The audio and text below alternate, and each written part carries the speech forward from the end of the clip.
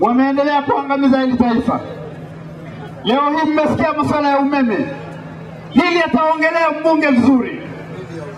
Tulishahidiwa kwamba giza nchi hii kisha yule mtu anaitwa muongo ameendelea kuwa muongo kwa kweli. Sijuti hata kidogo kuondoka CCM. Ndugu zangu, mimi ni msomi. Sisemi mara nyingi kwa sababu nataka kujikweza. Nimeamua kuingia kwenye siasa kwa sababu najua wahuni kama kina Sendeka na wengine wa CCM wanaendelea kudanganya watu wetu. Jambo la ajabu kweli kweli. Wanatuambia division 4, sasa wanaenda 5, wataenda mpaka 7. Halafu ninyi wa Tanzania wa kawaida tunawateseka wote, mnaendelea kuwachikia wa jamaa. Ndugu zangu, si propaganda tena. Sio propaganda, ni mambo yanayoumiza mioyo. Leo hii watoto wetu, wadogo zetu wanapewa division 5 na 6 kwa sababu tu eti elimu imeporomoka, ili waendelee kujisikia vizuri, wasiitwe hawa wamepata 0. Lakini ujinga uko pale pale. Mtu anamaliza form 4, hajui kuandika na hajui kusoma, anapewa division 5. Na mbunge pia. Ndugu zangu, mimi naomba haya yaliyopo yanaendelea chini kwa sasa tuyasahau, msingi wetu ubaki pale pale. CCM 2015 lazima waondoke madarakani. Lazima waondoke madarakani. Iwe mchana, iwe kwa giza. Hawa jamaa tuwanyang'anye hii nchi, wajue kwamba kuna watu wanaompenda Mungu, wanaowajali wa Tanzania. Tupeni kwa miaka 5 tu ndugu zangu. Miaka 5. Mimi sisemi kama nitakuwa waziri wala sisemi lema, lakini Mungu anajua nani atafika, nani hatafika. Inawezekana wewe na mimi tusije tukashuhudia hiyo siku njema, lakini ukweli ni kwamba nchi hii tunahitaji sana kuikomboa. Ninaomba Watanzania tuungane kwa pamoja. Hawa jamaa tuwaondoe, hawafai hata kidogo, hawana huruma na watoto wetu. Na Mungu awabariki sana. Asanteni. Asante sana. Watu wa Mungu, watu wa Arusha, wana wa nchi, wazee wana bila, asalamu alaykum. Ndugu zangu, nafurahi kuwa hapa leo baada ya muda mrefu kidogo, lakini sikuwa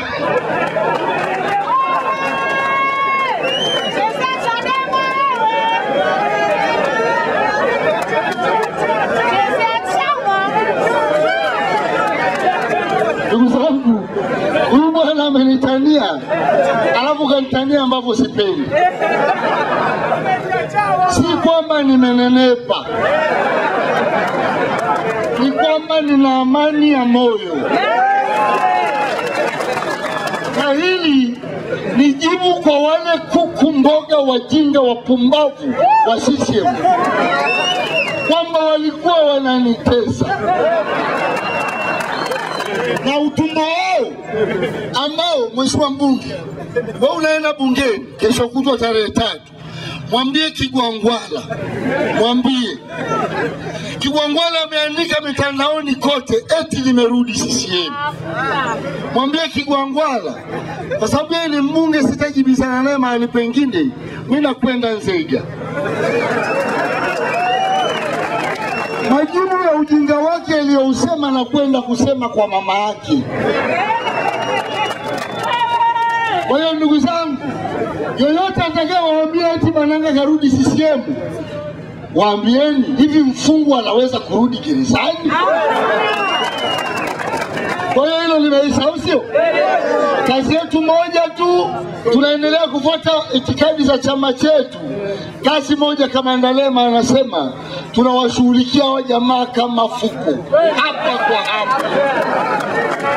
Shughuli ya kuwashughulikia CCM haitaki huruma. Tumeelewana jamani? Wala msishangae hamnioni Arusha. Hivi Arusha nakuja kuwaambia habari ya Chadema, na waambie nyie? Hapana. Kuna watu wengine wale bado wanatakiwa wakaambiwe. Msiponiona jueni nafanya kazi ya Mungu, sijapumzika bado.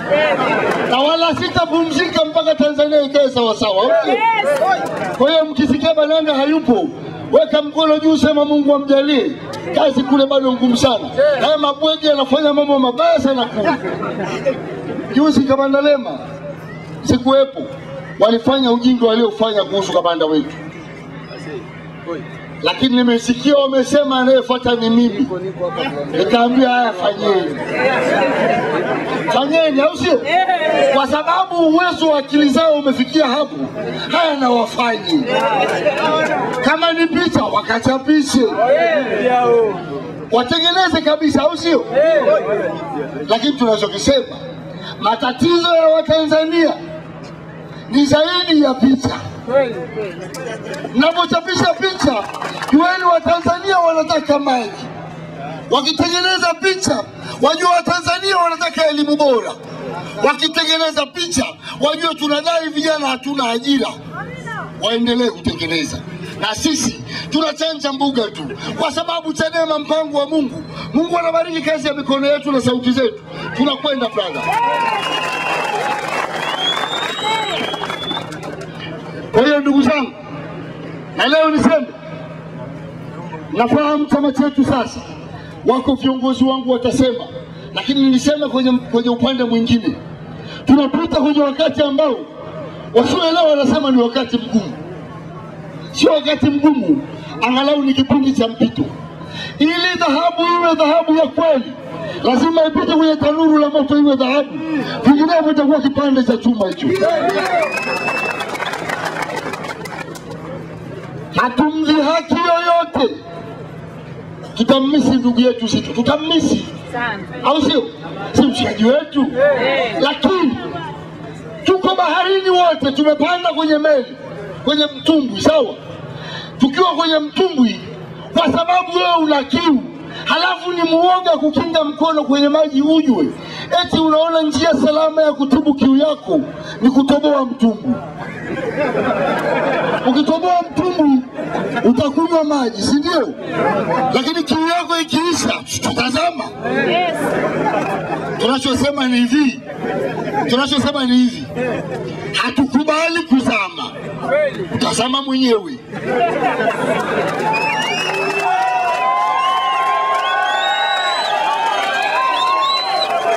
Hatukubali kuharibu matumaini ya Watanzania. Utaharibikiwa mwenyewe. Na naombeni niwaambieni, wala msiende kuukuza mjadala huu kule mtaani. Sawa sawa? Wakiwauliza, waambieni tulishafanya maamuzi kama haya kabla. Chadema iliwahi kumuondoa katibu mkuu Amani Walidi Kaburu, katibu mkuu, lakini ilifanya tena ikamuondoa Chacha Wangwe makamu mwenyekiti. Kwa nini waubiza kuondoa katibu mkuu? Sisi ni wazoefu. Sikiliza, waambieni watu, ni wazoefu wa kuamua, ni wazoefu wa kushughulikiana. Wako madiwani hapa wanajua joto ya jiwe. Tumewatawaza, alafu tukarudisha vichausio. Alafu kaka mkubwa, nimeshasikia wasiaji wameshapiga kipenga kule Februari.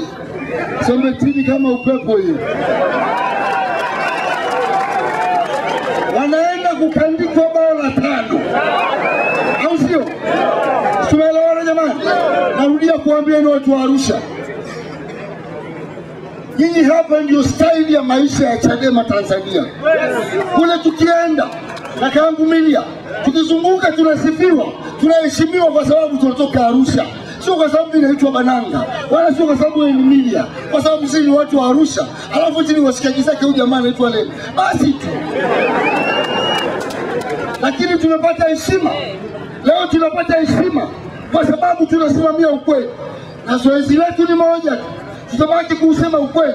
Kazi ni moja, kwamba lazima 2014 hatutaki blabla za ushabiki. Tunakamata serikali za mitaa.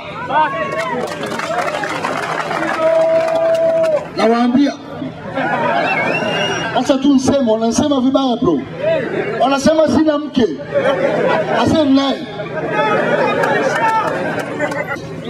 Wasikali tarehe 20 nchoni Sombetini pale home. Sombetini pale home. Tarehe 20. Alibananga anafunga ndoa na kamanda mwenzake. Yaani sasa hivi na mke wa Chadema. Kwa sababu hao magamba wa CCM, uje uwe mwanamke wa CCM, anaweza kukalia kwenye mto ukafilia. mwanamke wa Chadema kwa tarehe 20 Mauda Pungausho choni na ndizi na pilipili. Nimkaribishe katibu wa wilaya aweze kuendelea na utaratibu mwingine. Asanteni sana. Asanteni sana watu wa Arusha. Kama kawaida yangu siku zote ninapokutana na nyinyi huwa napenda kuwaeleza kinachoendelea ndani ya wilaya yetu. Ninaposema kama ndani ya wilaya yetu, ina maana kwamba ndani ya jiji letu la Arusha pamoja na kata zake zote 19. Nafikiri hivi sasa wote mlipo katika kata zenu mnaona kwamba Chadema tunafanya nini ndani ya kata. Hivi sasa ndani ya kata kinachoendelea ni kitu kinaitwa Chadema ni msingi. Wangapi wamesikia Chadema ni msingi kwenye kata zao? Onyesha mikono. Nina hakika kwamba wengi mnafahamu kwamba Chadema ni msingi inaendelea ndani ya kata zote 19. Na huu hapa ni utaratibu wa chama chetu wa kuanzia uongozi chini kabisa kwenye misingi kuja kwenye matawi, baadaye kwenye kata, kwenye wilaya mpaka taifa. Na zoezi hili limeshaanza na linaendelea kwa kasi. Ninawaombeni sana wanachama wetu wote na watu wa Arusha kwa ujumla tutoe ushirikiano mkubwa kwa viongozi wetu watakapokuwa napita kukamilisha zoezi hili. Hakuna mwafaka, Arusha hakuna mwafaka. Na hatuwezi kuingia mwafaka na CCM. Hatuwezi kuingia mwafaka. Maana kitu alichokileta ni kitu cha damu. Kina damu za ndugu zetu wameuawa. Wengine wako mpaka leo wamejeruhiwa. Lakini naomba nimtangaze naibu meya Msofe. Baba ndio naibu meya, ametokana na vyama vyote, amechaguliwa na Chadema, amechaguliwa na CCM, amechaguliwa na TLP. Na koram ama akidi ni timia. Huyu ndo meya halali. Meya, naomba zungumza na watu wa dakika chache alafu niendelee. Makamanda people! Haitoshi, nataka Gaudens asikie. People! Safi sana. Makamanda, tumeingia fronti kama tulikuwa tumeahidi, tulikuwa daraja mbili. Na tunakwenda kweli mwendo mdundo. Ofisi ni moja, mwenye nguvu ndio anayetangulia kuingia. Sasa mkimpima yeye na mimi mnajua nani atakaa ofisini. Ndugu zangu, tunakwenda kwa mwendo wa kasi sana tofauti na ilivyokuwa. Tumeingia kwenye halmashauri takriban sasa mwaka mmoja na tuna naibu meya takriban siku 10. Lakini tumefanya mambo ya msingi sana. Tulipoingia mliona kulikuwa na harakati za ujenzi wa barabara za mjini. Barabara za mjini zimefadhiliwa na Benki ya Dunia. Tumetumia zaidi ya bilioni 16 kuzitengeneza barabara hizi za mjini mpaka sasa. Na fedha hizo zitolewa kwa majiji yote na miji yote karibu ya Tanzania. Lakini katika mji uliofanya vizuri kwa Tanzania nzima ni jiji la Arusha. Na wazungu walikuwa wanaongea na Aura Springs, juzi na Aura Springs pale. Mimi ndio nilifungua ule mkutano kama meya.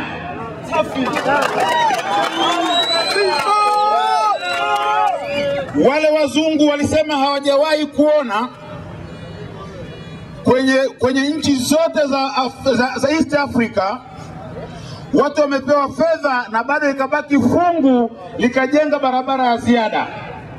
Haikuwahi kutokea Afrika Mashariki. Lakini Arusha tumebakiza fedha na tumejenga kipande cha kutoka kwa Dr. Muhando pale kupita Breweries kwenda kuungana na Kanandomba Road. Ile ni fedha ambayo haikuwepo kwenye budget, lakini saving imesababisha kujenga barabara ile. Haikuwahi kutokea makamanda. Mnaweza mkaona muda mfupi ambavyo madiwani wa Chadema na mbunge wao wanafanya kazi. Lakini kwa kufurahishwa kwa wazungu wale kwa tendo na kuongezeka kwa utendaji mzuri wa barabara kwa nchi za Afrika Mashariki na Kati, wamekubali kutuongezea tena fedha kwa ajili ya barabara zetu bilioni 20.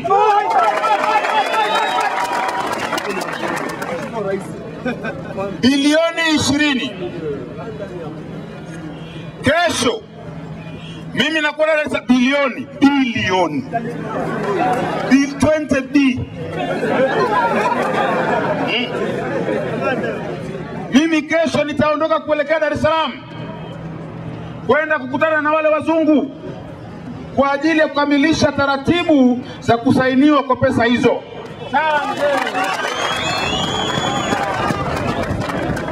Barabara tunayoijenga, tunajenga barabara ya kutoka hapo Ungalimited relini kwenda dampo.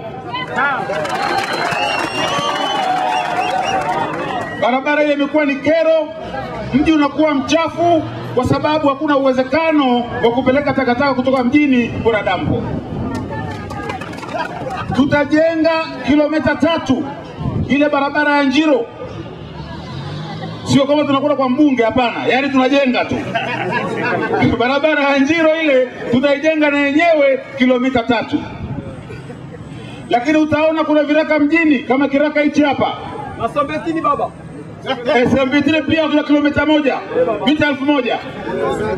Na vile vile pale Kaloleni kuna eneo pale tunaunganisha. Barabara zote za mjini na barabara za kutoka zile kubwa kutoka mjini zote zitajengwa Chadema ikiwa madarakani na kabla ya mwaka 2015. Kwa hiyo makamana, mnaweza mkaona kwa muda mfupi mambo ambayo tumeyafanya kwenye halmashauri. Ukisikia tumepigana ngumi tukiwaita mje, kwa sababu hali ilivyo na inavyokwenda kwa visa ambavyo vipo, mimi siwezi umilia, tutapigana. Kwa hiyo mtakaposikia nimeingia kwenye ngumi, mtokee mnipe sapoti ili kishindikana tumuondoe kwa nguvu. Makamana, muda ni mfupi lakini mambo ni mengi. Niombeni Mungu rudi salama. Mkutano mwingine tutakuja kueleza hatua tutofikia.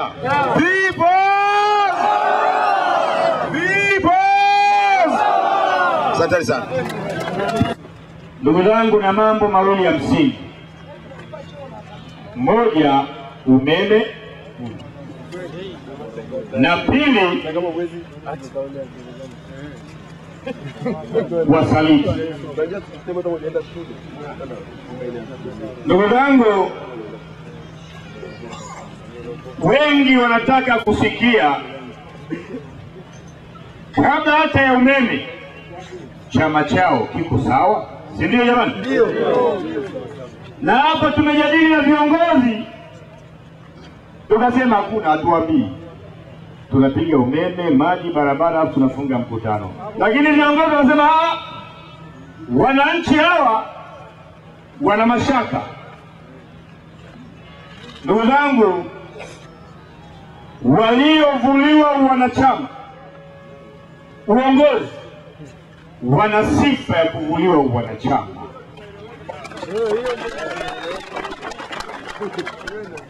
Mwaka 2010 Zitto Kabwe alimtoa mgombea wetu wa jimbo kwa Mheshimiwa Pinda kwa barua ili Pinda apite bila kupingwa. Na tulivyoungana kwenye vikao vya kamati kuu, Zitto akakiri aliandika barua ya kumwambia msimamizi wa uchaguzi Chadema hapo huyo mgombea hatumtambui na kamati kuu ya Chadema imemondoa, na mimi nimeagizwa niandike barua, kitu ambacho kamati kuu haikufanya. Pinda akapita bila kupingwa kwa sababu ni mshikaji wa Zitto. Ndugu zangu, Musoma kwa Nimrod Mkono, Zitto Kabwe akamshawishi mgombea wa Chadema kwa kumpa rushwa, na ushahidi upo kamati kuu ya chama. na anamwambia mgombea wetu kwa message, nitamwambia Nimrod ni mkono wa kuongezee pesa na akupeleke ukasome, achia jimbo. Kijana akaachia jimbo, Nimrod akapita bila kupingwa na Chadema. Singida mjini kwa Daudi, Zitto Kabwe akamwelekeza katibu wetu wa chama wilaya, anamwambia mwekee pingamizi mgombea wetu wa Chadema Josephat Isangu, mwekee pingamizi Daudi apite bila kupingwa. Madiwani Arusha mjini, Kitila Mkumba na Zitto Kabwe, wakati madiwani wanakuja kuhojiwa, waliwaambia madiwani wasiombe msamaha na waliwashauri kwenda kufungua kesi kupingana chama na maagizo ya kamati kuu. Mimi ningekuwa na mamlaka, ningekula wanachama. Na leo lazima mjiulize leo, Rai ni gazeti la Rostam, Habari Leo ni gazeti la serikali, Uhuru ni gazeti la Chama cha Mapinduzi, Raia Mwema ni gazeti ambalo akina Zitto na Kitila wanaandikia makala, Jambo Leo ni gazeti la CCM na kada ya CCM. Haya magazeti leo yanamtetea, tumuonee huruma. CCM sikilizeni, CCM sikilizeni. Mgogoro wetu na mpusuko wetu ni faida kwenu. Kwa nini mnataka tupatane?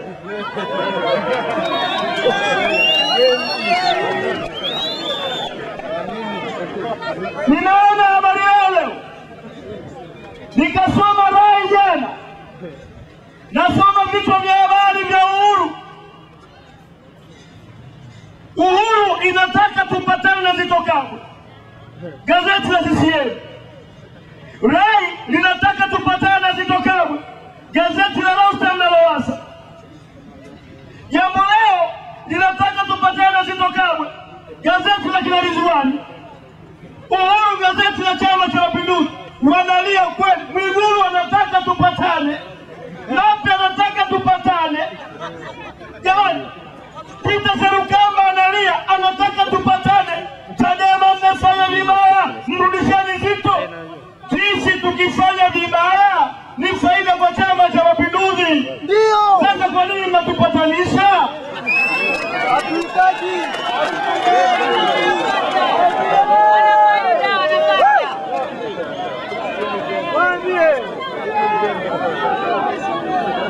Mmeelewa? Ndio. Mmeelewa? Ndio. Hawa CCM wanasema Chadema hamna demokrasia, ni chama cha kibabe, mnamwonea Zitto, mnasababisha mpasuko. Sisi tukipasuka, nyie mnakuwa chama imara. Kwa nini hamtaki tupasuke?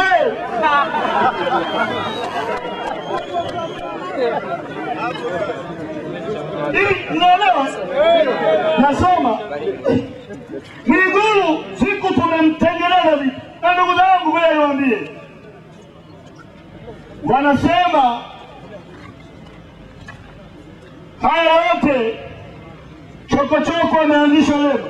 Ni hivi, nitakapoendelea kuwa mjumbe wa kamati kuu, talinda hiki chama kwa gharama ya damu yangu.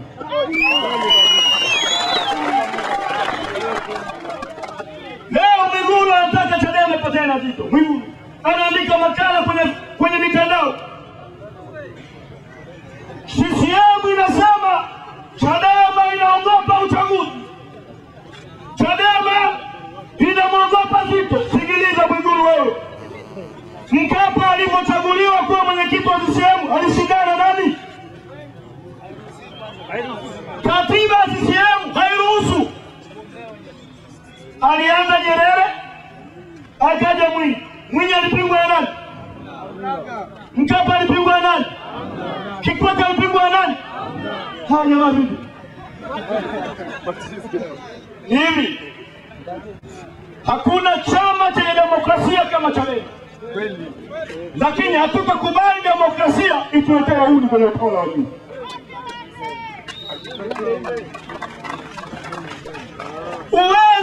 Yani hatutakubali. Wanamtetea, mrudisheni. Patanani, msigombane. Mwigulu tusifanyaje? Tusigombane. Hiyo mziki ndo kwanza unaanza. Huu ndo kwanza unaanza. Hiki chama ni taasisi, sio jina la mtu. Yoyote mwenye jina kubwa hatusaidie kujenga demokrasia na mshikamano. Jina lako likitusaidia kujipa utukufu wako binafsi, tutakufukuza. Wanasema kule waraka na magazeti yanaandika kweli, kompyuta leo anapiga mtu kichwa, na mimi niseme sikumpiga Lugamba kichwa, alijigonga. Alijigonga akatoa kompyuta. Ule waraka ni ile kompyuta tuliyochukua ya Mwigamba.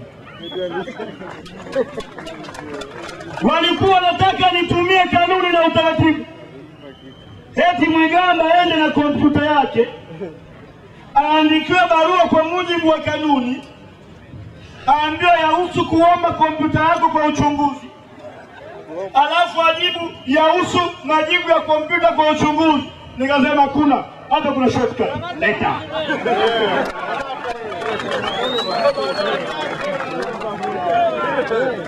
Leo wanatengeneza matamko. Juzi Zito anaandaliwa mkutano wa waandishi wa habari na UVCCM. Yaani anaandaa mkutano wa waandishi wa habari wa Zito ni Juliana Shonza, Mwampamba na wale vijana wengine wa CCM ndio wanamwandalia mkutano wa waandishi wa habari. Sikiliza niwaambie makamani. Kama lengo letu ni madaraka pasipo mabadiliko, hiki chama mimi sio chama.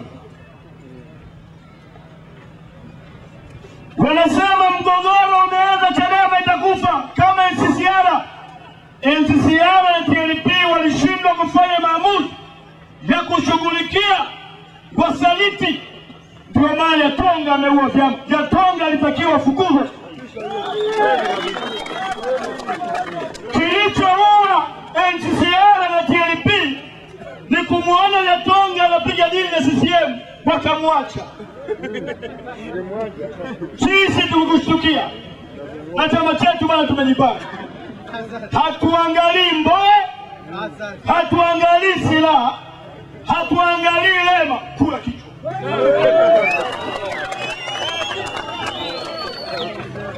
Watu wanaona magazeti ya serikali. Nani anawaambia mnunue rai? Na nimeona gazeti moja, na nimeongea na mwandishi wao leo. Wananchi chukueni taarifa. Arusha ni home. Tunamwambia mhariri anaitwa Dennis Msaki na Tido Mwando asikie.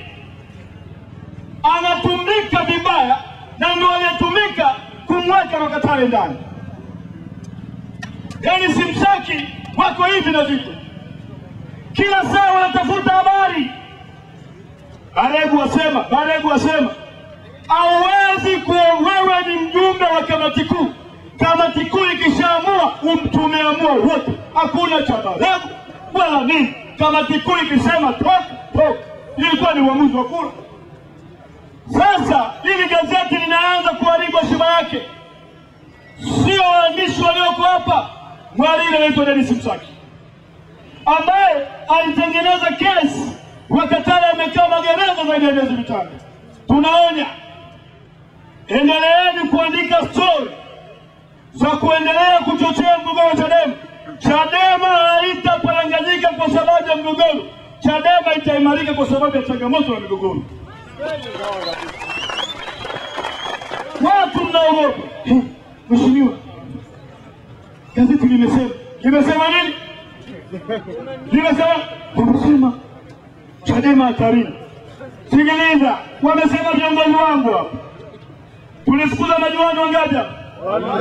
Wakasemaje? Chadema kwisha, mbunge wao kwisha.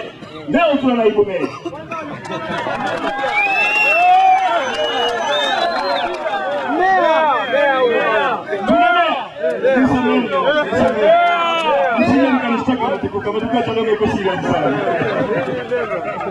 Ndugu zangu, leo tuna meya. Tarehe 15 kipenga kinapigwa Sometini. Wameweka kipindi cha bunge la katiba ili sisi tuwe kule bungeni. Ni hivi, katiba atajili nao Mnyika na Lissu bila rudi huko.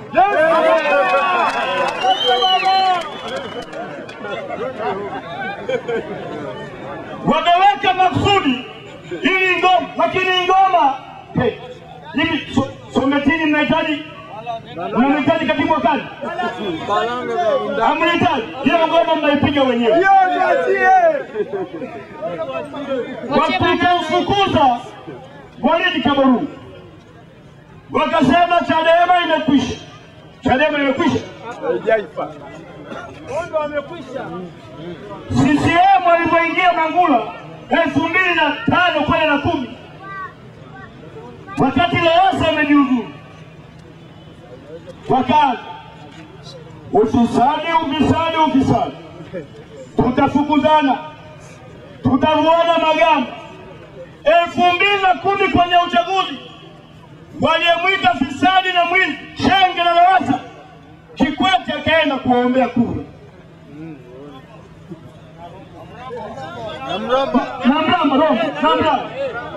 Namramba akaingia Mangula, tunatoa miezi 6, tutavua magamba wote. Mpaka leo wana magamba mwilini, wanaongeza mpaka na carpet ya chuma. Chadema inawashangaza. Wanaingia kwenye kikao, katibu mkuu ajenda usaliti ndani ya chama. Waheshimiwa wajumbe, kama katibu mkuu alivyosema, Mbowe tujadili. Azimio Lissu. Mheshimiwa mwenyekiti, azimio ni hili moja. Wananyolewe wasinyolewe kama tiku. Wananyolewe. Okay. Zito, Kitila, out. Jamani, hawa ni watu, ni wabunge. Ni mbunge huyu, ni mtu maarufu. Hakuna mtu maarufu zaidi ya Chadema. Chadema ni maarufu kuliko kiongozi huyo. Tutaitunza hii taasisi. Kama tukiwa hatupo, wengine wachukue vijiti.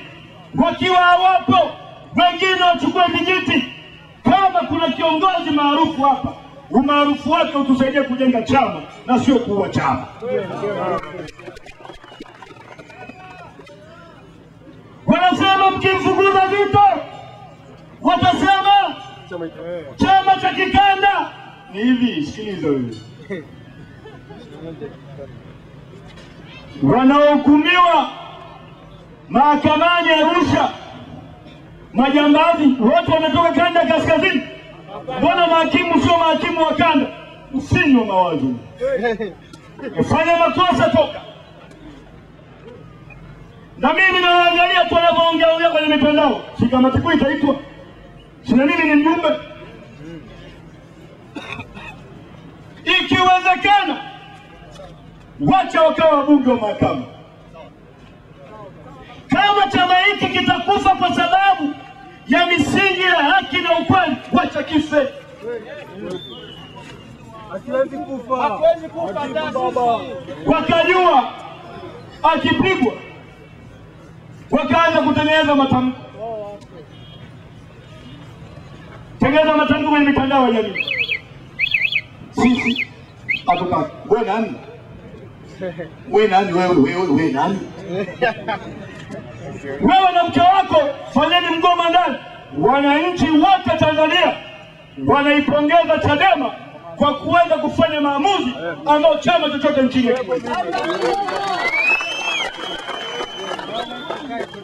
Jamani, mwachieni. Hata unaibwa kiongozi, hata hiyo tumechukua. Sasa jamani, tulikuwa tunaenda vizuri. Sasa ndugu zangu, hivi ndo tunaenda vizuri? Haya mambo, usaliti huu. Na mimi nilimwambia mwenyekiti, kama mwenyekiti Mbowe, huyu kijana namlea, huyu mtu anatoa mbunge wetu kwa barua, naibu katibu mkuu, alafu anakiri, alafu nini? Miezi 9-8 haji ofisini, anasema ofisi haina hadhi. Aenda CCM.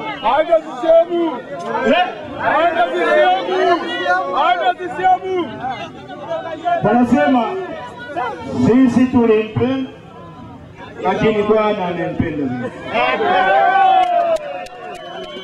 CCM kama wanaona tumewaonea, chukueni.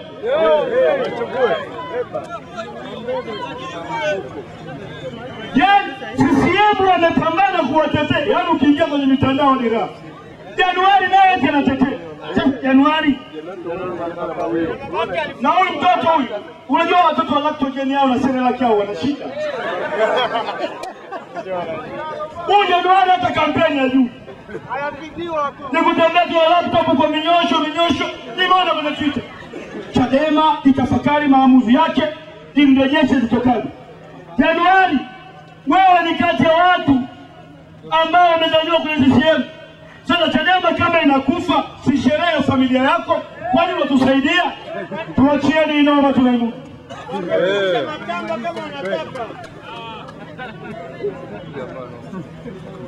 Wanasema nani mwenyekiti wetu wa mkoa huu? Nimemsahau. Yule aligonga hapo. Huyo. Naye anasema sitoki Chadema ngo. Kwani wewe umetoka tumesha kutoa? Alafu gazeti linaandika Migamba, sitoki Chadema ngo. Huyu tumeshamtoa. Gazeti. Hilo ni gazeti. Tumeshafanyaje? Ni hivi. Ule utaratibu wetu ule wa kuanza kususia magazeti tutautangaza hivi karibuni. Tutayalisti, tutatuma kwenye mitandao, tutaongea. Ni bora tuwajue maadui zetu wa magazeti ni nani, na mnaponunua hayo magazeti mnaongezea pesa. Unanunua rai ya nini? Gazeti ya Rostam, yani unamwongezea Rostam kwa milionea, ampe Lowassa hela aje achukue nchi. Unanunua Mtanzania ya nini? Jambo leo ya nini? Uhuru ya nini? Labda kama unatumia kufungia vitumbua, lakini sio kusoma, na sio mazuri kwa afya. Sasa ni tunamwenda asikie Dennis Msaki amekuwa kihujumu chama chetu, na ni mwalimu wa Mwananchi. Sasa tutakubali watu waandike vibaya, lakini watu wetu wajue hawa ni maadui wetu. Hakuna kununua magazeti. Na haya mambo mjue, kuna gazeti zinaitwa Eko. Eti Mheshimiwa Lema, nimesoma wapi? Kwenye Jamhuri. Nimeona TBC1 Mheshimiwa Lema, mkutano wa Lissu ulikuwa una watu. TBC1 kama huu ni mkutano, wanapiga watu picha huku nyuma ambako hakuna watu, ndio wanarusha. Dr. Slaa walishawahi kumtoa na kutumia mkutano watoto wanakula miwa. Miwa. Vyombo vya habari vinapotosha. Chadema ni familia kubwa inayotaka mabadiliko. Tunapeleka ili onyo. Yaani waandishi wa habari, Uhuru siku moja amenipigia simu. Jamani, unasemaje kuhusu kumpiga Mwigamba kichwa? Nikamwambia niko naogelea, nikimaliza nitawapigia. Na niliwajibu makusudi, wao nilikuwa siogelei. Hajinga unajibu nini? Mnaposoma habari za magazeti ambayo Chadema imeundua mkakati na vyombo vya habari kuliko unavyodhani. Na kuna redio moja inaitwa Clouds. Clouds ni ipi? Sikiliza. Sugu anasema dawa ya msela ni kuwa msela zaidi yake. Ndio sio watu. Unaweza ukawasikia asubuhi wakati wa uchambuzi ukaona kabisa wanakuelekea. Hatutaki kupendelewa, ila hatutaki kudhalilishwa. Haya magazeti wasiposikia watajifunza. Tutafanya mkutano mkubwa katikati ya wiki inayokuja. Tuyanyanyue juu, tule kiapo cha kutangaziana. Wakileta kopi 1000 Arusha, wauze kopi 10. Na sikiliza niwaambie, Mahatma Gandhi wakati anatafuta uhuru wa India, aliwaambia Wahindi, Waingereza wanalima na kuzalisha chakula. Tunavyonunua chakula chao, tunajenga uchumi wao. Tukijenga uchumi wao, wanazidi kututawala. Tusinunue chakula, tuvumilie. Atakayekufa kwa sababu ya njaa akununua chakula, tukazike mtoto, tuseme amekufa kwa sababu ya uhuru wa India. India wakafanya hivyo, leo India wako huru. Nyie mnaambiwa msinunue gazeti hili. Unakuta mwana Chadema ameweka hapo Eko. Eko unaenda nao wapi wewe? Tazama, Chadema yafananishwa na Freemason. Alama yao yagubika utata. unapeleka wapi umbea huo? Na nyie kinachowastua ni magazeti. Mnaamka asubuhi kwenye TV asubuhi kutoka magazeti. Chadema kwa watu.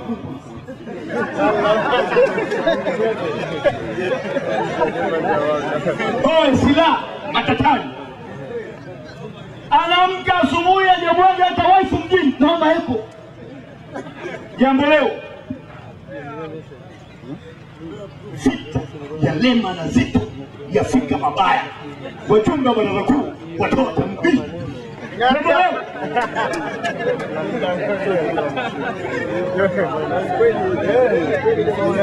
Chadema matata. Uhuru Mwijamba anza kumwaga razi. Rai nasema utabiri wa Wasira watimia. Sikiliza wewe. Chadema ni mpango wa Mungu. Haitakufa kwa propaganda za magazeti. Hiki chama kinachukua dola 2015. Kweli. Na swali moja la kuuliza ni hivi. Huko mitaani, kwa nini Zitto anatetewa na CCM? Maana yake ni kwamba mission imeaboti. Mission imefanya nini? Imekataa. Wanapigwa vita kwa sababu wanataka kwa mwenyekiti wa chama. Sikiliza. Zitto amesema agombani mwenyekiti wa rais. Hata mwenyekiti anataka ni upi tena? Saitamka kweli kabisa. Na wanaochagua viongozi wa chama sio wakina Mwigulu, ni sisi na hawa. Ni viongozi ndani ya chama. Mtu ambaye ametoa wagombea 3 kwenye uchaguzi. Tunagombana bungeni kwa ajili ya katiba mpya. Zitto anaandika kwenye Facebook, mimi sikutumwa bungeni kupigana, nimetumwa bungeni. Zitto nani katumwa bungeni kupigana? Tunapigana kwa sababu ya maslahi ya watu. Anamponda Sugu. Leo alichofanya Sugu bungeni, Kikwete anaona umeme wake, marekebisho ya ile sheria yamerudi bungeni, tunaweza tukapata katiba mpya kwa sababu tulikataa kuonewa. Zitto naibu katibu mkuu anasema wale wanapigana bungeni ndio Afukuzwe kabisa wanachama kali arudishe. Mimi silembi. Na nimemwambia. Mimi sikulembi. Wewe. Mimi sikulembi. Zito. Chadema inasema tunakwenda kuongea na Kikwete Ikulu. Zito anasema ni zamu mbavi. Sasa naona Chadema na Mbowe wameanza kukua kwa kukubali kuongea na Kikwete. Tabia yao maandamano wameacha. Naibu katibu mkuu unatoa kauli kama hiyo kwenye magazeti. Tulieni, ni hivi. Tulieni wabii. Chadema, Zito ni naibu katibu mkuu wa chama gani? Chadema, sisi. Aliyekuwa. Zamani. Zito anaenda mbele ya waandishi wa habari. Mimi kama mwenyekiti wa PAC nimetoa wiki mbili na naamrisha kuanzia sasa makatibu wakuu silaha na Kinana waache kelele. Nikawafunga. Nina uwezo wa kisheria. Nataka walete mahesabu ya matumizi ya fedha za ruzuku. Huyu ni naibu katibu mkuu, yeye ndo anatakiwa atupe sisi wajumbe wa kamati kuu matumizi ya fedha. Yeye anaye matumizi ya fedha.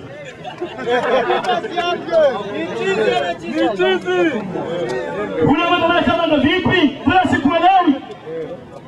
Sema nimefunga mjadala tarehe 25. Sheria inasema chama kinaripoti kwa msajili anaripoti kwa CAG. Wadogo, kwa nini hujamuuliza msajili? Unakuja kuwapiga hawa vita. Juzi tumeangalia kwenye kamati kuu.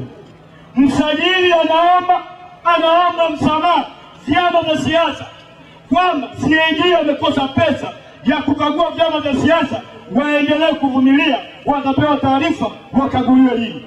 Wewe Zito, naibu katibu mkuu, unaingia kwenye sekretarieti ya chama, wewe ni mtendaji, ndio unatakiwa kuandaa mahesabu. Nani akuandalia mahesabu? Maana yake nini? Mchafua Dr. Slaa anakula pesa ya chama. Mchafua mwenyekiti Mbowe anakula pesa ya chama. Ndugu zangu, Mbowe kwenye hiki chama anajitoa kuliko nyinyi mnavyoweza mkazani. Na mnaona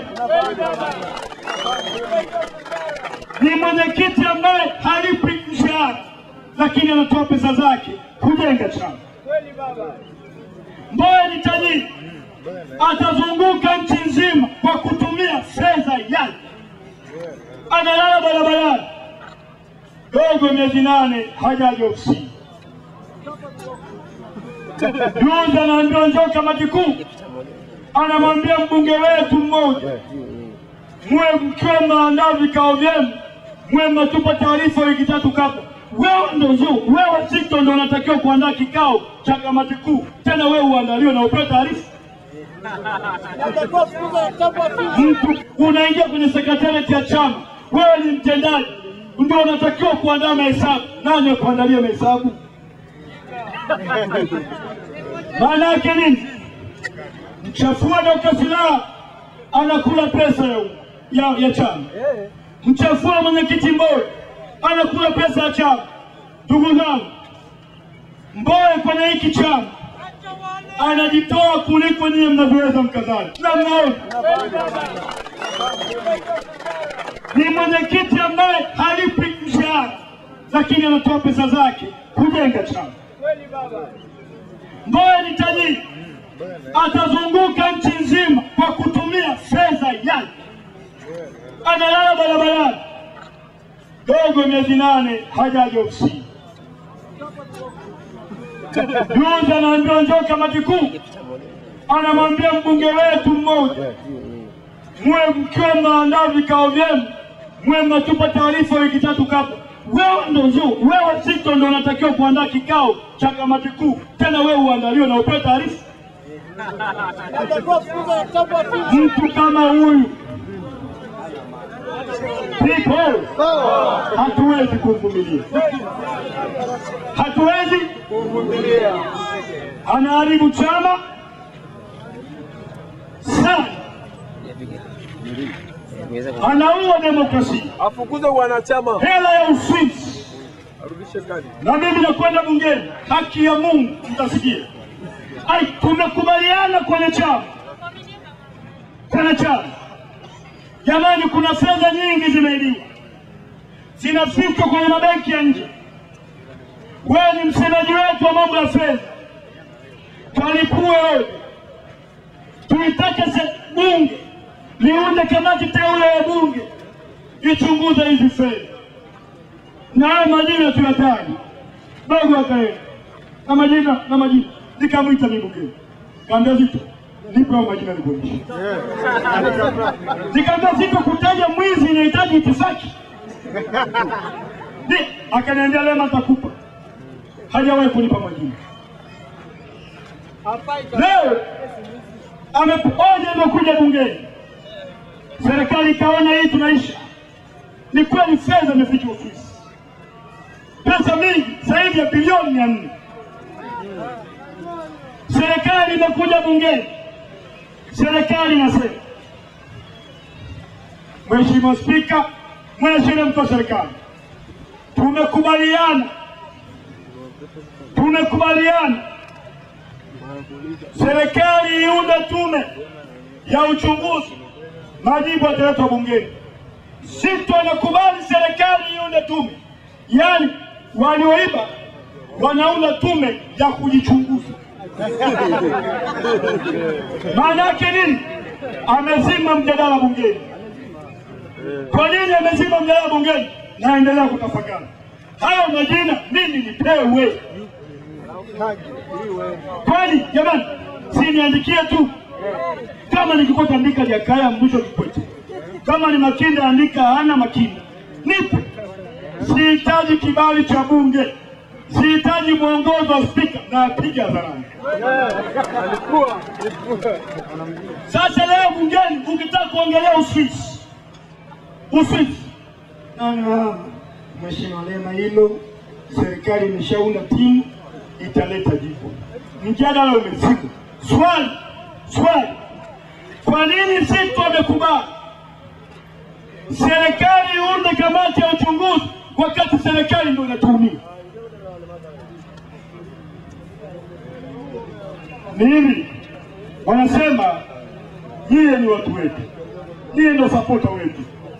Haya mambo sio siri tena, lazima mjue kwa mapana, ili propaganda chafu zidi ya wahuni zishindwe mapema. Swali, huyu mtu tunakuwa naye vipi?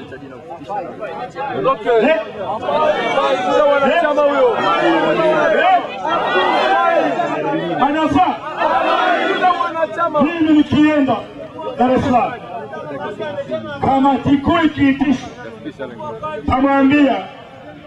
taiambia kama kikuu hivi, watu wanaotuamini Arusha wanasema tuchukue pale.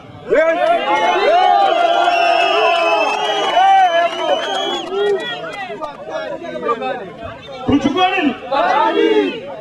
Makamanda sikilizeni.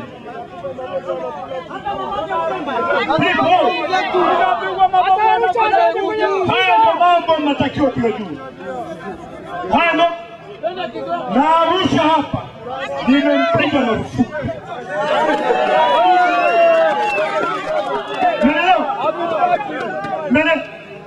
Yani ni hivi, ni heri simba 100 nje kuliko nyoka mmoja ndani ya chumba chako. Na mpango wa Mungu haujawahi kushinda. Kweli tutafika kileleni kwa mateso makubwa sana. Wanakuwepo watu kama hawa ndani yetu. Mateso ambayo tumepitia Arusha ni makubwa. Watu wamekufa. Siku tumepigwa bomu.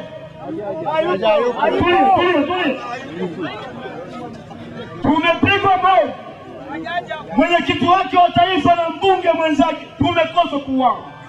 Jioni anasikika kwenye redio Sauti ya Amerika anaongelea habari ya uchumi, wakati chama chake kuna watu wamekufa watatu.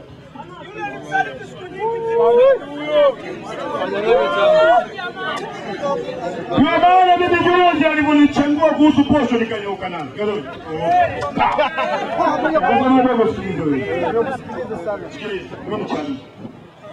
Mimi ni chani.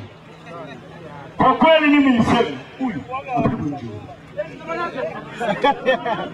jamani, ndugu zangu, chama lengo la Chadema sio kushika madaraka. Lengo la Chadema ni mabadiliko.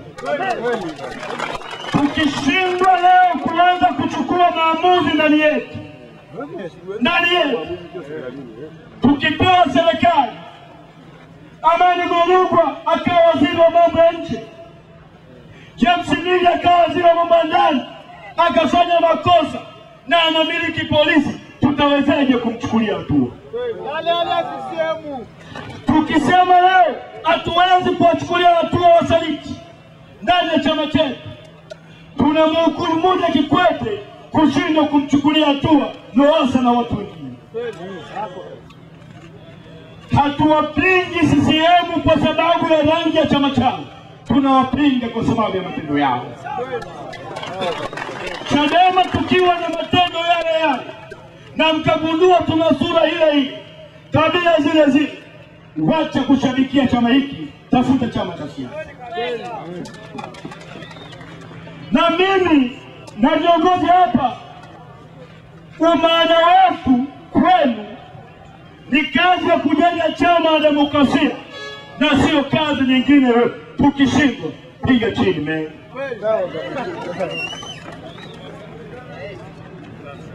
Leo wako wengi, na kinachowaponza wengi ni njaa. Yaani wasaliti ni wengi. Hata hapa nyuma hapa kuna mmoja sijamuona, nilikuwa namvuta mbele hapo. Hayupo, nimemcheka hayupo. Tulia, namtengeneza mkate. Tulia. Ndugu zangu, yupo. Leo kazi yetu ni moja. Tukijenga mshikamano, tukapendana, utukufu wa chama chetu ukawa mkubwa kuliko maisha yetu binafsi, nchi itaikomboa. Lakini mimi utukufu wangu ukawa na mimi, leo nikiangalia hapa nyuma nasikia raha kweli. Makanada wengi leo wanaongea jukwani kwa sababu niliona vipaji vyao, nikasema huyo ongea. Leo Mawazo wanapiga huko kanda ya Ziwa. Wewe ana kesi 19 na ameshashinda 17. Banana ndio yuko banana. Acha toroka. Bwana harusi wapi? Bwana harusi ndio.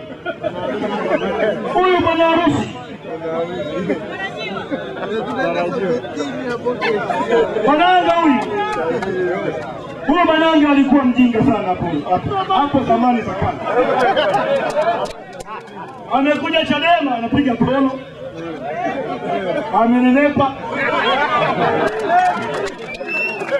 Lakini ubaya aliotutenda ameoa kwetu Chadema. Mnaposikia kuna ongezeko la 68% limependekezwa, na wahakikishia 68%, kama alikuwa analipa 20,000 kwa mwezi, maana yake analipa karibu almost karibu 35. Karibu 35. Huyu waziri mdogo mjinga huyu Simbachawene anasema kama mwezi kulipa washeni kimatani. Yule muongo yule muongo anasema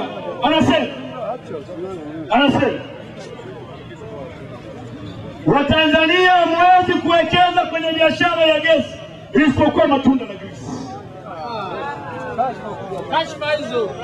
Ngoja niwaambie Tanzania huyo. Ngoja niwaambie.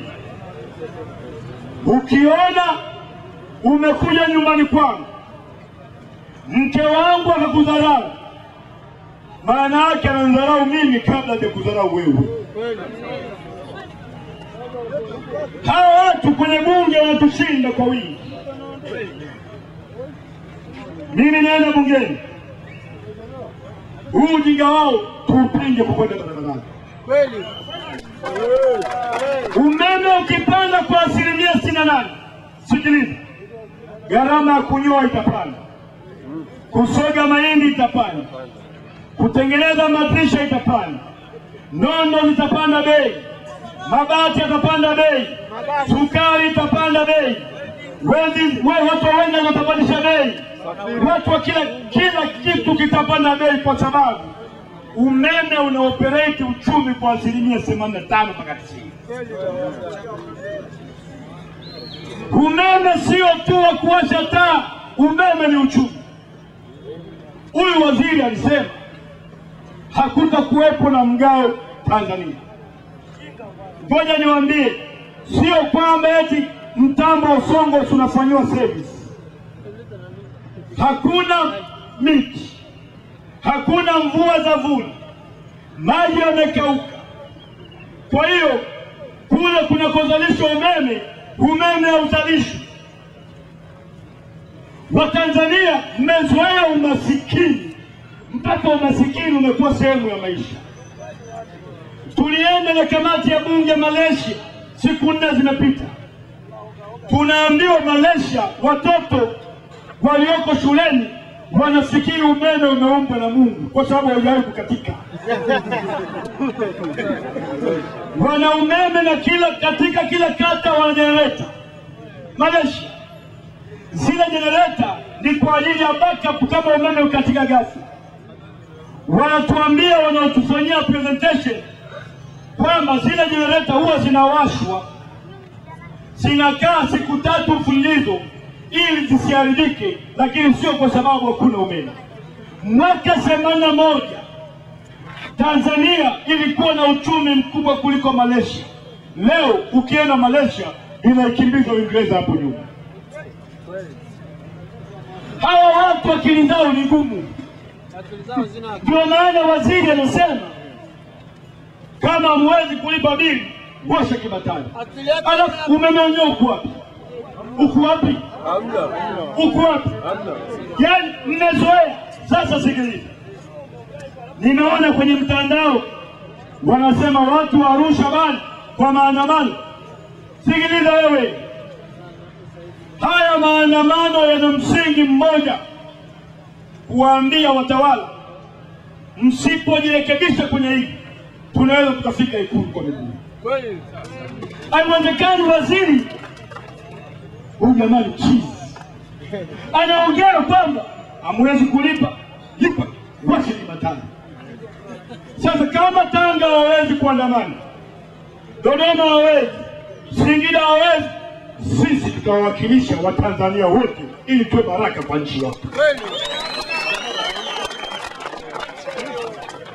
Ama sivyo jamani? Katika kutafuta ukombozi wa dunia kuna mahali panapoanzia, hapaanzii kote. Kwani Dodoma yuko Lemu? Singida yuko Lemu? Kwa sababu ukisema kwa nini Dodoma wasifanye, Dodoma kuna Golugwa, Singida kuna Mili. Arusha lazima tuwe kielelezo cha ukombozi katika taifa hili. Wewe unaweza ukawa tajiri, hii kauli haikuhusu, dhambi kubwa unafanya. Umeme ni tatizo kubwa, uchumi unaanguka, ajira zinakufa, hali inazidi kuwa mbaya. Tutakwenda Dodoma. Mnyika ameniongea na mimi asubuhi, anaandaa mpango thabiti kama waziri kivuli wa nishati na madini kwenda kunipigia kelele. Tutamuunga mkono wa bunge wote. Hii kauli ya Simbachawene lazima ijutie, lazima ijutie. Nitamvua waziri. Wakizingua bungeni, nitaongea na nyie nikiwa bungeni. Nitakuja, tunapokeana kiwanja kidogo, tunapita barabarani. Tunataka umeme wa uhakika. Chetu na gesi ina mambo mengi. Leo naambiwa umeme upande kwa 68%. Kenya wamepunguza umeme chini kwa 12%. 12%. Lakini kwa nini wanawatenda hivyo? Wanawatenda hivyo kwa sababu wanasema nyie ni watu waovu. Maji ilikuwa ni shida. Na nini kinatokea? Leo maji ni shida. Umeme unapokatika, idara ya maji mwaka jana walileta pendekezo la kupandisha bei ya maji kwa 300%.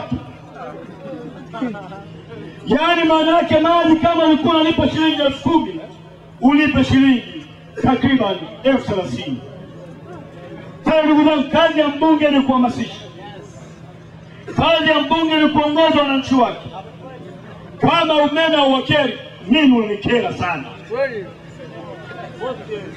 Sasa ndugu zangu, mimi naondoka na kauli moja. Arusha, Sugu ameniambia ukilianzisha Arusha, Mbeya wanalipokea. Ndugu zangu, kuna hivi vimashine vya TRA. Vya nini? Hivi vimashine ni dili ya uchaguzi. Ukigugo kwenye kompyuta kimoja thamani yake ni 50,000 mpaka 100,000.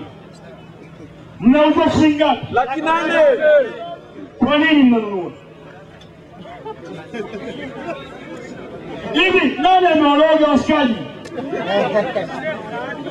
Kwa nini mnanunua? Na mnafanya hivi, huyu kwa sababu mtaji wake ni milioni 10, ananunua. Itafika mahali tukikubaliana jambo, mmoja wetu akatusaliti kwa sababu ana hela, anakuwa adui yetu kuanzia kwenye mazishi yake, sikukuu yake na nyumbani kwake. Vinginevyo hivyo tuwezi kuishi. Mbeya walikataa. Mbeya, Dar es Salaam walikataa. Mimi ni mbunge wenu, nawaambia msinunue. Kata N. Na hii mkisikia watu wanagoma standard force, watu wakiombea wajie mgome, mseme tunawaunga. Utamaduni wa kuacha mambo na sera mbovu zinapita, unajenga utamaduni wa kuifundisha serikali kila mara kuja na njia ya wizi wa fedha bila kuwa na hofu. Kwa hiyo unapopinga leo, maana yake nini? Unaiambia serikali jambo lolote ambalo mnataka kuleta kwa wananchi, mlitafakari kwanza kabla mjaleta kwa wananchi. Fire. Ukienda TRA, ujinga mwingine huu, kulipa road license unakatwa juu kwa juu, si ndio? Hata kama fire extinguisher yako bado unayo, hawaelewi. Huu ni uhuni. Gomeni, mimi siwezi kuwafundisha chochote zaidi ya kuwafundisha ujasiri na kukaa ngangani. Gomeni, mimi nilikwenda fire kununua fire extinguisher, wakanipiga. Nimefika nyumbani, hewa, nikacheka, wamefutafuta, nikarudi. Nikaambia mimi ni mbunge, lakini sio bora. Ulishanielewa? Ile mtungi waliokuwa wameniuzia 170,000 mjini unauzwa 80,000, 75,000. Watu wangu mnaonewa sana kwa sababu ya uoga wenu. Na magazeti yamewadanganya. Arusha mji wa maandamano, Arusha mji wa fujo, Arusha mbunge wao anapenda fujo. Mbunge wenu usipendi fujo. Kwanza mtoto wangu ana miaka 7. Mbunge wenu anapenda haki.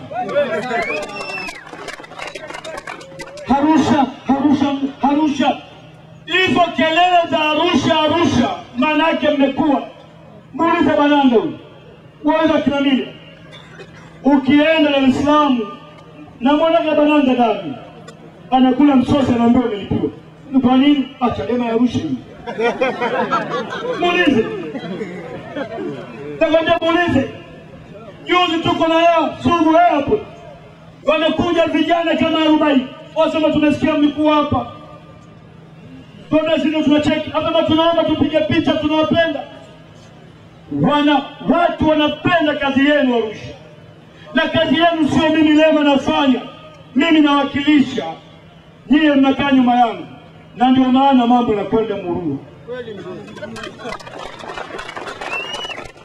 Kikwete alimwambia Mbowe kwenye kikao cha kujadili Kama nyambawe. Tuongee. Sana Mbowe. Vijana wenu wao Arusha ukiwaambia maandamano kama yana ipiga sana. Bwana akasema kumbe Kikwete ana asili. Juzi Wasira alisemaje? Wapinzani wasifikiri wataitwa tena kunywa chai wapi? Ikulu. Wakaenda Jangwani.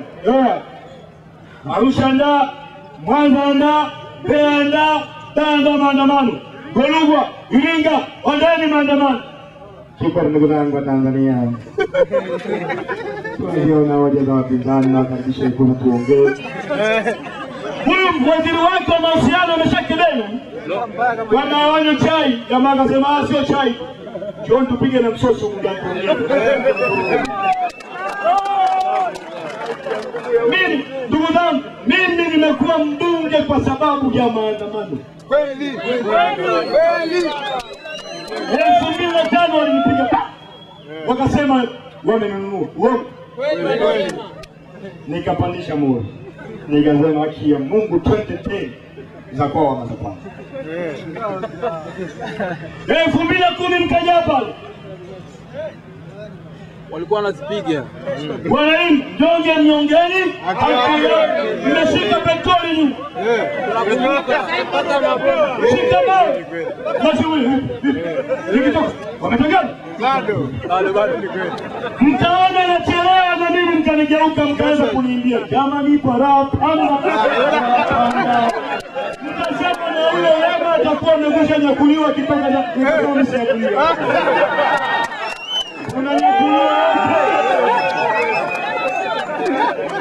Nikapita propaganda ikasema Lema amefika Lowassa Metel, sidi? Nikaanza, bado tano, nikaenda nikaona mnomoneza. Mama mkangu ondoka hapa kunangana ishu. Wananchi wakoni. Usitani. Nikasikia Radio Ko inasema, Radio Ko. Sema mwambie msimamizi wa uchaguzi atangaze matokeo Mapema. Tunachotaka kukifanya kitasababisha mauaji makubwa na siko tayari kubeba damu. RPC akasema hivi. Anasema ondoa. Na mimi nikatoka nje nikawaambia baada ya nusu saa hawajanitangaza. Chuoni mhesabu kwa zenu. Matokeo ni kama ifuatavyo. Ukikosea unakuwa nyama yao.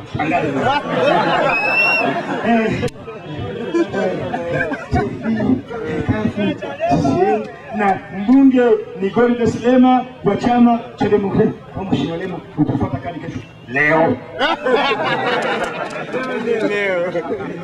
Kwa sababu ya people hapa Elirai Kimandoni na Nyambili, kwa sababu ya people siku ushirika wetu ukitenganishwa tutakuwa watumwa katika nchi yetu. Tuendelee kushikamana.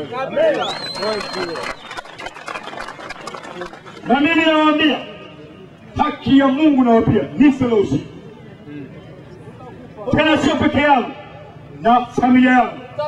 Sijawahi hata siku moja kuwa na mawazo ya kuwasaliti. Heshima mlionipa ni kubwa. Upendo mnaonipa ni mkubwa na ndio hii inanipa tabu. Mungu yuko na wewe. Na nikiona natukana situkana mimi, mnatukana nyinyi. Kweli. Makamana ni hivi kama noma, wacha niwe noma. Umeme hatutaki upanya nini? Tena ushuke bei. Mimi nakwenda bungeni. Tamuuliza waziri mkuu swali. Majibu kama yalizishi. watupe kesi tena. Piga simu.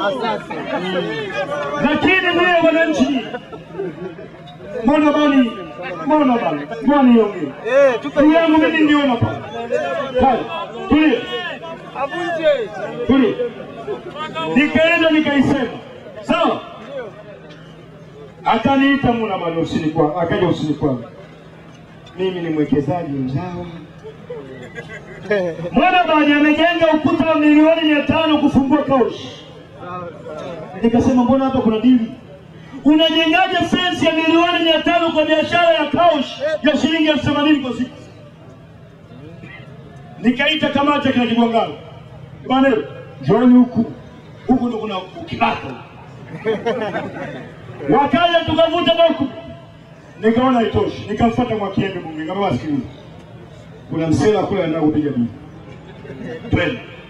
Ndio mimi nikija tunakushukuru kama hapo. Akaja akanishoba nini? Njoo. Nikaenda. Anasema anataka kujenga pale Westgate. Nikamwambia kanunue kiwanja Burka, ajenge Burka.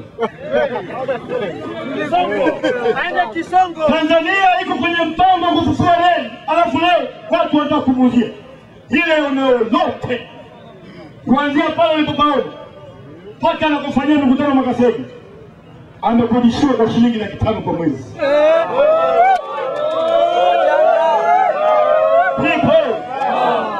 Hii hapa ino, akasema sikiliza, mimi Lema ananipiga vita kwa sababu ya jina langu. Nikaona nataka kuipa ukabila huyu. Nikamwambia tulia wewe.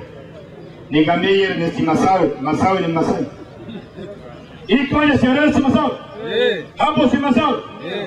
Tulipoenda kule dampo tukawakuta wale yule DC alikuwa anaitwa nani? Saria. Meya tunampinga ni Masai. Ni Masai. Nikasema wewe, hatukupingi kwa kabila lako wala dini yako. Tunakupinga kwa dini unataka kuipiga. Hii haipigiki. Mwakiembe bana akanifurahisha. Akasema bana, kwa vile umetusaidia kujenga ukuta baada ya miaka miwili, wewe tembea, lakini tunakushukuru kwa ukuta. Mkiona mradi wowote unaendelea, niambieni tukauvunje, kwa sababu mkataba wake ni ukuta wa milioni 500 kwa Kaush 80,000 kwa siku. Anajenga mizani. Haya, kesho naenda. Kesho najua hapa ametuma kijana wake, mwambie baba yako kesho nakuja. Yuko ametuma sasa.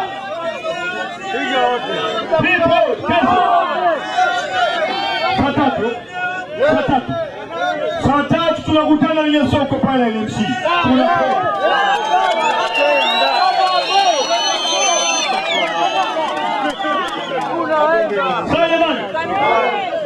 Sasa walipoona hivyo wameungana na Tia Simanga, Muna Bani, Lowassa.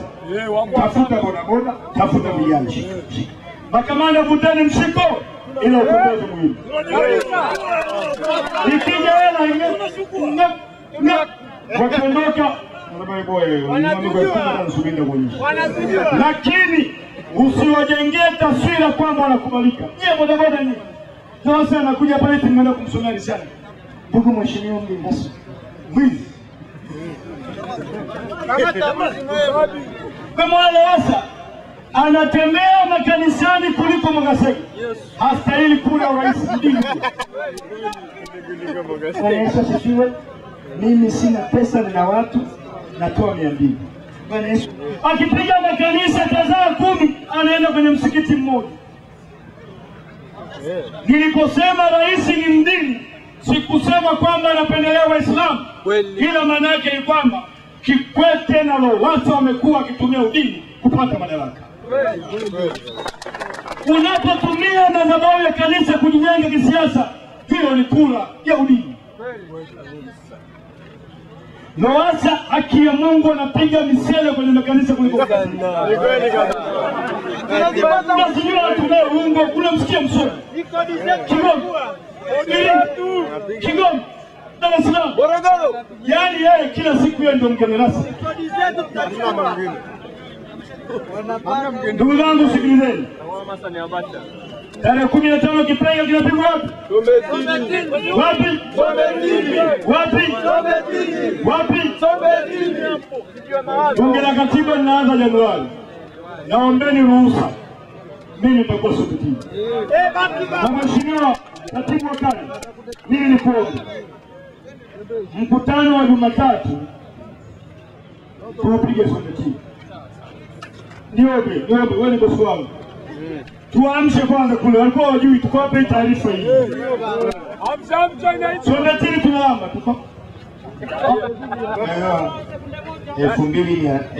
1970 kwa 680. Kwenda kweli. Haya sababu nyingi. Na vikao vya baraza la halmashauri zikiitishwa jioni. Juzi tumewatangazia. Hao madiwani mkiwa pale nje wanajadili. Hebu angalia sasa hivi mambo yanavyokwenda. Tumeongezewa bilioni 20. Na hapo alisema barabara moja inajengwa kwenda kule kwa mbunge. Hii msije mtalichukua vibaya. Sio kwenda nyumbani kwangu, kwenda VETA. Sasa kuna magari. Pale ni kwenda inakwenda VETA na Atomic. Hapo na kwa vile mimi ndo naishi huko inshallah. Sio. Lakini hata mbunge nikipata barabara ambayo sio mbaya. Ndugu zangu nawatajia namba za simu za madiwani. Diwani wa kata hii Manyaru 0754 834152. Diwani wa Ngarenaro Doita 0 pole ya kwanza na Nyaro ni 0754 834152. Doita 0753 301 Tayari, nirudie. Doita Ngarenaro 0753 301 Mpinga 0754 483315. Mpinga Lerai 0754 483315. Ngoi Kimandolu 0755 643143. 0755 643143 Kimandolu. Kaburu Tembe 0767 12 33 58. 0767 12 33 58. Kes Kaloleni 0763 82 60 81. 0763 82 60 81. Crispin Cheke 0769 49 1645. 0769 49 1645. Msofe Mea 0754 264782. 0754 264782. Male Engutoto 0754 75 15 94. 0754 75 15 94. Sabina 0754 47 25 47 52 33. 0754 47 52 33. Viola 0754 31 78 68. 0754 31 78 68. Margaret 0784 65 15 86. 0784 65 15 86. Mbunge 0764 150 747. Ukipiga simu haipokelewi, tuma message. Kama ni jambo la msingi utapigiwa simu. Weka mkono tuagane, weka namna tuagane hivyo. Weka namna kama upepo. Siku nyingi tutafanya, au sio? Kama ilivyo kawaida, Chadema wamechachama. Oh ya, wewe mnakuaje kama watu wa Pemba bwana? Na mwaibisha Lema bwana. Weka sasa tuende wote pamoja. Chadema wamechachama. Haijatoka vile Arusha bado. Chadema wamechachama. Wamechachama na vijana tumechachama. Tumechachama wakamanda tumechachama. Tumechachama kina mama wamechachama. Wamechachama na wazee wamechachama. Hewa hewa. Hewa hewa hewa. Ndio kitano tulielezea pizza wanakuja. Hewa hewa hewa. Hewa hewa hewa. Kija na price kutumua meno na kuja wanakuja. Hewa hewa hewa. Hewa hewa hewa. Yaani kija jakaa kucheka cheka anakuja. Hewa hewa hewa. Hewa hewa hewa. Yaani kujalia t-shirt na kanga wanakuja. Hewa hewa hewa. Hewa hewa hewa. Ukitaka kumzingua Lema wanakuja. Acha mama na wapenda Kenya.